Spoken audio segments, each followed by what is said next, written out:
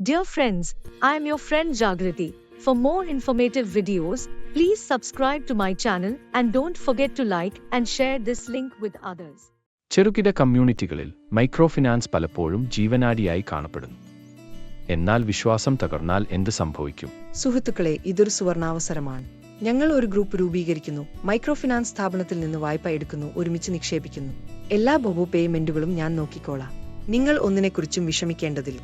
പക്ഷേ എന്തെങ്കിലും കുഴപ്പം സംഭവിച്ചാലോ? ശാന്തി, നമുക്ക് തിരിച്ചടയ്ക്കാൻ കഴിയുമോ? വിഷമിക്കേണ്ട, ഞാനിത് മുമ്പും ചെയ്തിട്ടുണ്ട്. നമ്മൾ ഓരോരുത്തരും 30,000 രൂപ കടം വാങ്ങും. ആ തുക ഞാൻ കൈകാര്യം ചെയ്യുന്നതായിരിക്കും.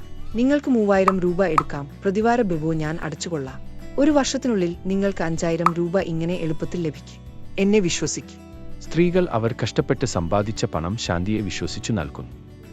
അവരുടെ തിരിച്ചടവ് കൃത്യമായി നടക്കുമെന്ന് അവൾ വാഗ്ദാനം ചെയ്യുന്നു. ഇത് അവർക്ക് മികച്ച ഭാവിയെക്കുറിച്ചുള്ള പ്രതീക്ഷ നൽകുന്നു. ശാന്തി വളരെ മിടുക്കിയാണ്.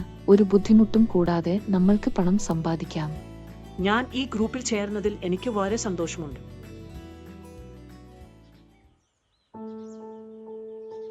ശാന്തി എവിടെ?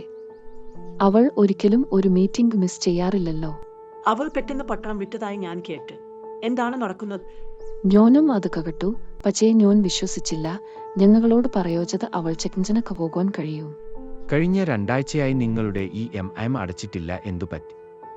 നിങ്ങൾ ഉടനടി പേയ്മെന്റുകൾ നടത്തിയില്ലെങ്കിൽ അത് നിങ്ങളുടെ ക്രെഡിറ്റ് സ്കോറുകളെ ബാധിക്കും. പക്ഷേ ഞങ്ങൾ പണമെല്ലാം ശാന്തിക്ക് കൊടുത്തുപോയി. ഞങ്ങളുടെ EMI അടച്ചുകൊള്ളാമെന്ന് അവർ വാഗ്ദാനം ചെയ്തതാണ്. അതെനിക്കറിയില്ലായിരുന്നു. എന്നാൽ വായ്പ നിങ്ങളുടെ പേരിലാണ്. നിങ്ങൾ എല്ലാവരും ബാക്കി തുക തിരിച്ചടയ്ക്കേണ്ടതുണ്ട്, അല്ലെങ്കിൽ ഭാവിയിൽ വായ്പ എടുക്കാനുള്ള നിങ്ങളുടെ കഴിവിനെ അത് ബാധിക്കും. തിരിച്ചടവിന്റെ മുഴുവൻ ഭാരവും അവശേഷിക്കുന്ന സ്ത്രീകളുടെ ചുമലിലാകുന്നു.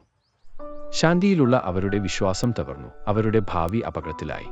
എനിക്ക് ഉണ്ടായിരുന്നതെല്ലാം ശേഖരിച്ച് ഗഡുക്കൾ അടയ്ക്കാൻ എനിക്ക് കഴിഞ്ഞു. പക്ഷേ ഇപ്പോൾ എന്റെ ദൈനംദിന ചെലവുകൾക്കായി എനിക്ക് ഒന്നും അവശേഷിക്കുന്നില്ല. ഇവിടെ നിന്ന് എങ്ങനെ കാര്യം ചെയ്യുമെന്ന് എനിക്കറിയില്ല. മറ്റുള്ളവർ എത്ര വിശ്വസ്തരാണെന്ന് തോന്നിയാലും അവർക്കായി ഒരിക്കലും പണം കടം വാങ്ങരുതെന്ന് ഈ അനുഭവം എന്നെ പഠിപ്പിച്ചു. മൈക്രോ ഫിനാൻസ് ഒരു ശക്തമായ ഉപകരണമാണ്, പക്ഷേ ജാഗ്രത പാലിക്കുക. എല്ലായ്പ്പോഴും നിങ്ങളുടെ സാമ്പത്തിക കാര്യങ്ങൾ പിന്തുടരുക. നിങ്ങളുടെ ഭാവി നിയന്ത്രിക്കാൻ ഒരു വ്യക്തിയെ ഒരിക്കലും അനുവദിക്കരുത്.